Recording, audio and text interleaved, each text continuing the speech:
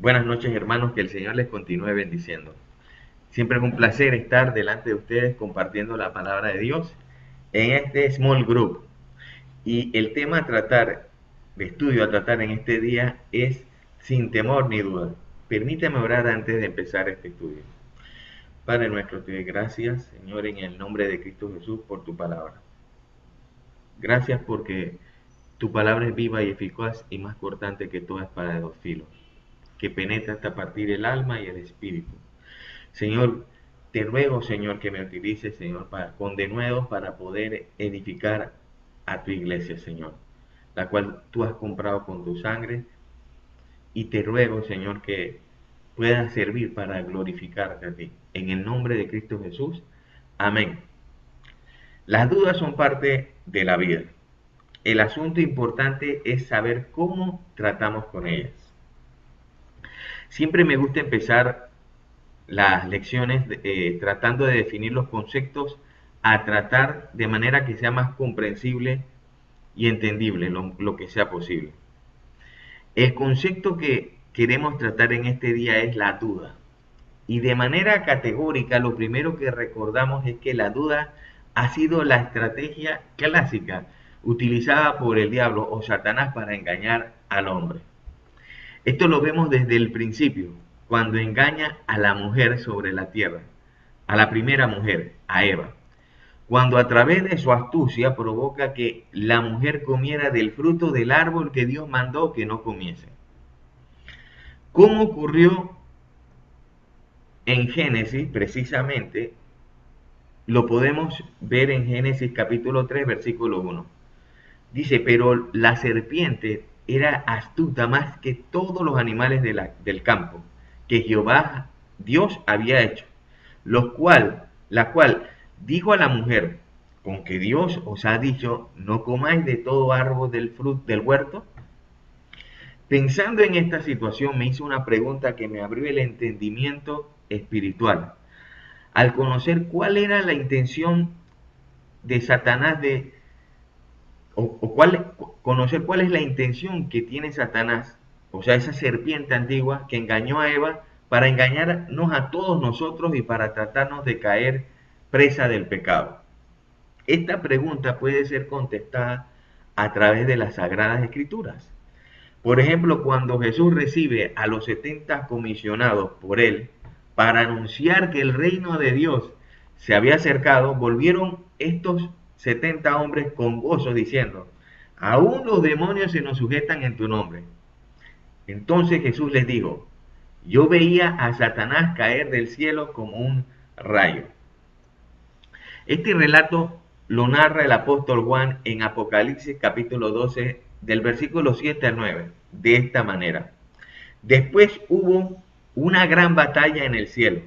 Miguel y sus ángeles luchaban contra el dragón y luchaba el dragón y sus ángeles, pero no prevalecieron, ni se halló ya lugar para ellos en el cielo.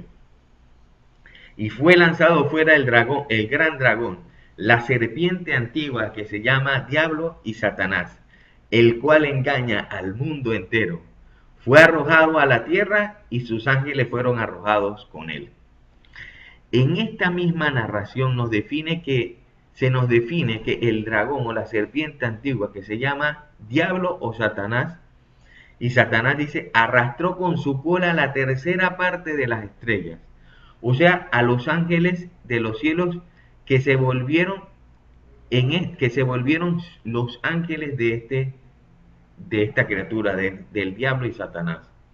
Por esta razón fue arrojado por designio divino fuera del cielo Satanás y sus ángeles. Esto quiere decir que Satanás perdió la batalla en el cielo y está sujeto a rodear la tierra y andar por ella con un propósito contrario a la de los hijos de Dios y sus ángeles. ¿Cuál es? Usted lo sabe. El Salmo 19, versículo 1 lo proclama de esta manera. Los cielos cuentan la gloria de Dios y el firmamento anuncia la obra de sus manos.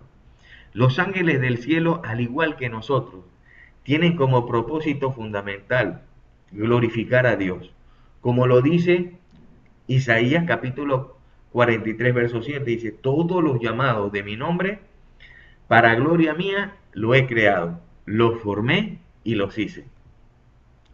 Jesús dijo que el diablo vino a hurtar, matar y destruir, con el propósito de evitar que si es posible, que este propósito no se haga una realidad en la vida de los hijos de Dios.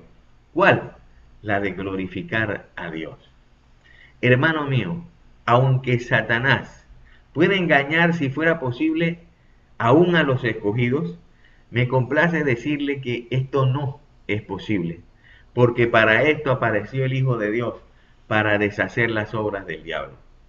En Edén, Satanás, al engañar a Eva y a Adán al comer del fruto del árbol del conocimiento del bien y el mal, al igual que su mujer, el pecado entra al mundo y esto ocasiona que el hombre fuese echado también fuera del paraíso y de la presencia de Dios, que es la muerte espiritual.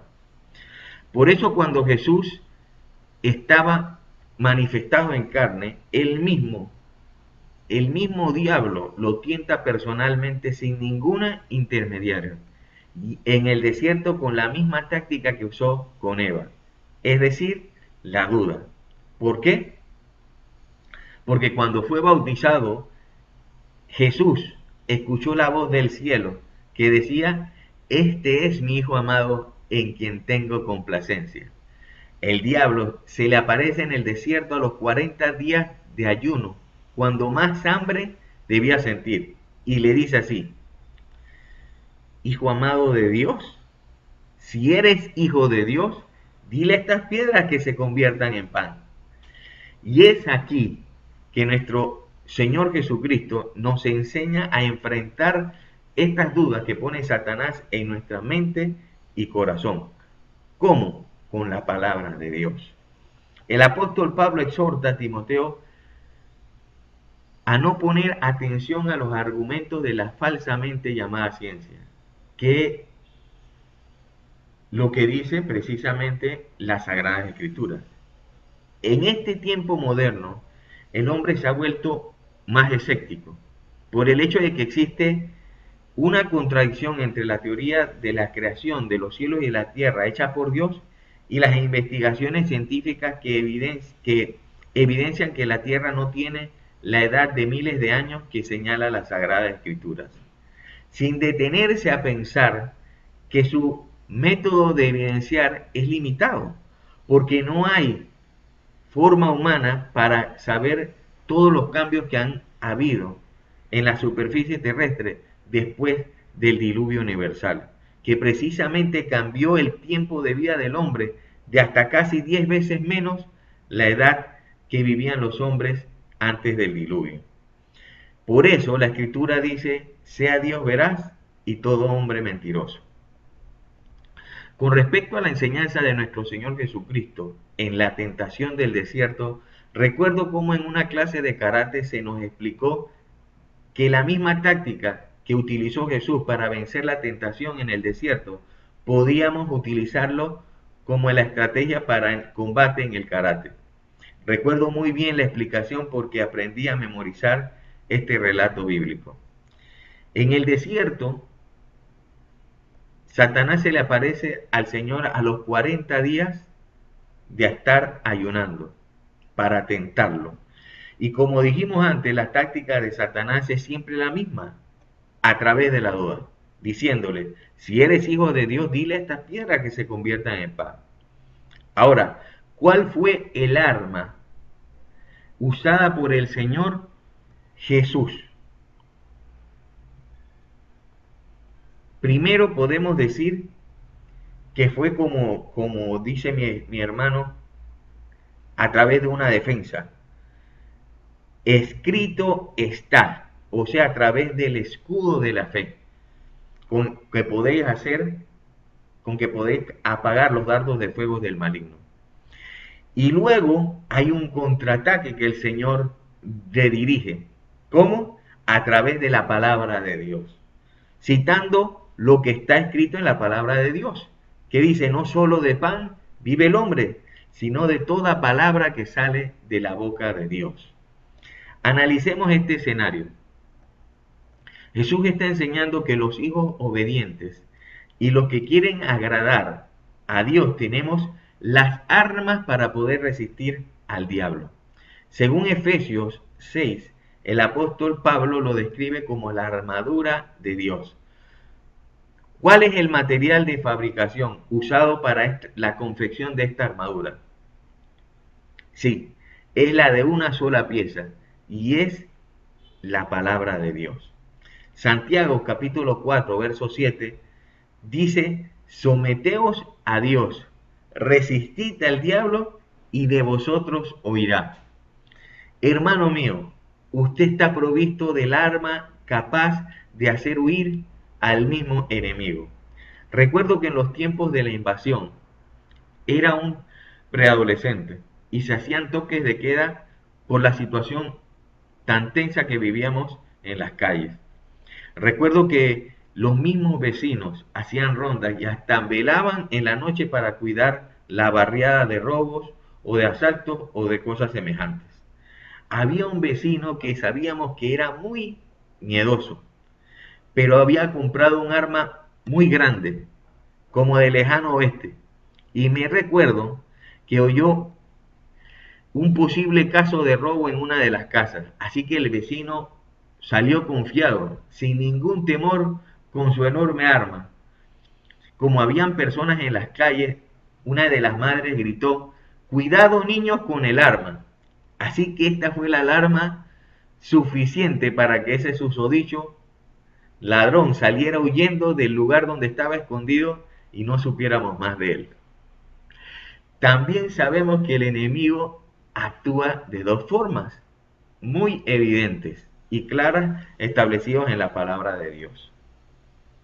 Primero, engaña disfrazándose como ángel de luz, tentando usando ilegítimamente la palabra de Dios, como cuando tentó a Jesús en el desierto, poniéndolo sobre el pináculo del templo y diciéndole: si eres hijo de Dios, échate de aquí abajo, porque escrito está: a sus ángeles mandará acerca de ti para que te guarden, y en tus manos y en las manos te sostendrán para que no tropieces con tu pie en piedra. Son aquellos lobos rapaces que salieron, que hablaba el apóstol Pablo en Efesios, que esperaban que saliera el apóstol para entrar en medio de ellos, de la iglesia en Efesios, y no perdonar el rebaño del Señor, que buscaban la cima, arrastrando a algunos discípulos, creando división en la iglesia.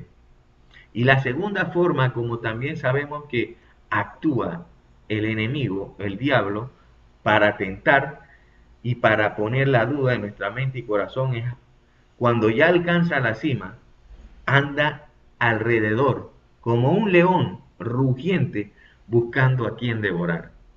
Esto quiere decir que su presa es la más vulnerable, o sea, la que tiene menos fuerza, la que se separa de la manada, o sea, de la iglesia. ¿Cómo entonces nos fortalecemos? Es la pregunta. El apóstol Pablo en la carta de Efesios dice: fortaleceos en el poder de su fuerza. Los hermanos de Berea se les destacan como entre los hermanos que recibieron el mensaje de Dios por el apóstol Pablo, porque lo hicieron con toda solicitud. Le pregunto muy respetuosamente: ¿qué está haciendo en este momento, ahora que estamos dando esta lección? Ahora que no puedo verlo físicamente, ¿está viendo otra cosa en su celular? ¿O está prestando atención a otra situación? Si es así, tengo que decirle que no tiene la nobleza similar a los hermanos de Berea, que recibieron con gran solicitud la palabra de Dios por parte del apóstol Pablo. Y no solo esto, sino que también escudriñaban o investigaban cada día por medio de las escrituras para saber si las cosas que decía el apóstol Pablo eran ciertas. Es por eso que debemos acostumbrarnos a usar nuestra Biblia análoga durante estas lecciones para evitar distracciones por nuestro celular. ¿Quién puede decir: habla Padre, que tu siervo escucha? Ahora, nuestros hermanos de Berea, que también nos sirven como ejemplo, cuando tenían dudas de las cosas que les predicaba el apóstol Pablo, inmediatamente examinaban la evidencia de lo que la Biblia decía con respecto a alguna duda o palabra que causaba la predicación del apóstol Pablo. Cuando usted compara sus dudas con la Biblia, con lo que la Biblia dice, y escoge creer la palabra de Dios, su fe aumenta y usted se fortalece en el poder de su fuerza. Esto ocurrió también con el apóstol Tomás, que no se hallaba presente en el momento cuando Jesús se le apareció a los otros discípulos resucitados. Y dijo este apóstol que no creía que Jesús estaba vivo, a menos que pudiera meter su dedo en la herida de los clavos y su mano en la herida de su costado. La siguiente vez que Jesús se apareció, en lugar de reprender a Tomás por sus dudas, Jesús les invitó a que hiciera lo que había dicho que iba de hacer y que examinara la evidencia. Esto se encuentra, hermanos, en Juan capítulo 20, versículo 24 al 29. Usted puede tratar con sus dudas de la misma manera, enfrentándolas y examinándolas a la luz de la palabra de Dios. Aplique este principio a la seguridad de su salvación. Si usted, si usted ha dudado alguna vez que no podía satisfacer las demandas o las expectativas de Dios y ha pensado que tal vez no tiene vida eterna o que la puede perder, puede obtener la confianza de enfrentar estas dudas y compararlas a la luz de la palabra de Dios. Leamos la primera carta del apóstol Juan, capítulo 5, versículo 9 al 12. Dice, si recibimos el testimonio de los hombres, mayor es el testimonio de Dios, porque este es el testimonio con que Dios ha testificado acerca de su Hijo. El que cree en el Hijo de Dios tiene el testimonio en sí mismo. El que no cree a Dios le ha hecho mentiroso porque no ha creído en el testimonio que Dios ha dado acerca de su Hijo. Y este es el testimonio, que Dios nos ha dado vida eterna y esta vida está en su Hijo. El que tiene al Hijo tiene la vida. El que no tiene al Hijo no tiene la vida. Si usted ha aceptado el don de la vida eterna que Dios da en su Hijo Jesucristo, no hay por qué temer. Con respecto a nuestra actitud espiritual, el Señor también nos enseñó a ser mansos y humildes de corazón, para hallar reposo para nuestras almas. Esta misma actitud confirma la conducta para resistir las acechanzas o las dudas que vienen a nuestra mente y corazón. Porque la mansedumbre no es más que la actitud de sometimiento total a Dios y de obediencia a la palabra de Dios. La segunda actitud es similar a la anterior, porque es la humildad. Esta humildad provoca un sometimiento natural a Dios. Es ese sentir que tuvo nuestro Señor cuando, siendo en forma de Dios, no estimó a ser igual a Dios, sino que había una dependencia total de Dios en todos sus actos, buscando dirección en oración y buscando hacer la voluntad del Padre. Por esta razón, es las ideas de nuestra mente o nuestros sentimientos más profundos del corazón que no pueden estar por encima del testimonio que Dios ha dado acerca de su Hijo Jesucristo. Me llena de fe cuando ese hombre que muere al lado de nuestro Señor Jesucristo, crucificado por los pecados que él mismo dice que era digno, nuestro Señor recibe el testimonio, él recibe el testimonio de nuestro Señor debido que en esos últimos instantes de vida glorifica a Dios, reconociendo a Jesús como su Señor y Salvador, diciéndole, acuérdate de mí cuando entres en tu gloria. Y reprendiendo al otro ladrón también que lo injuriaba. examinando el escenario de aquel hombre malhechor, ya no podemos decir que ya no tenía más tiempo para mostrar a los otros hombres su testimonio como de un hombre bienhechor. Pero esto es lo precioso de Dios, que para los hombres es imposible, para Dios sí es posible.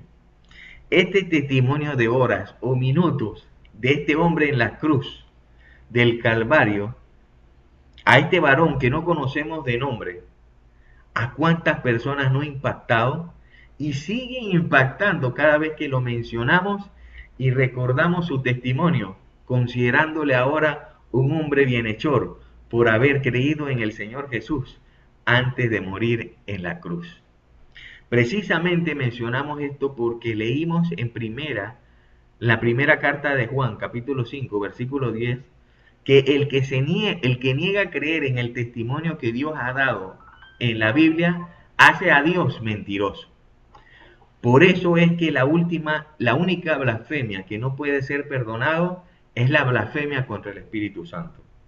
Cuando el apóstol Tomás vio al Señor vivo y mete su dedo en las heridas de los clavos y en la herida de su costado, Jesús le dice: creíste porque viste, pero más bienaventurados son los que creen sin ver. Estos somos nosotros, que hemos creído a todo tal cual como está escrito en su palabra, por la fe una vez dada a los santos. Hay un versículo en Romanos que es el fundamento de la seguridad de la salvación. Leamos o podemos cantar Romanos 8, versículo 38, que dice: por lo cual estoy seguro de que ni la muerte ni la vida, ni ángeles ni principados, ni lo presente ni lo pasado, ni lo por venir, ni ninguna otra cosa creada nos podrá separar del amor que es en Cristo Jesús. De manera que si usted tiene al Hijo morando en su corazón, tiene vida, la vida eterna. La palabra eterna significa que no tiene ni principio ni fin. Y es necesario recalcar que la Escritura dice que tiene vida eterna, no dice que tendrá, ya que ya ve el grande amor con que Dios nos ha amado acerca de lo que ha hecho el Señor por nosotros. Por eso también somos llamados hijos de Dios.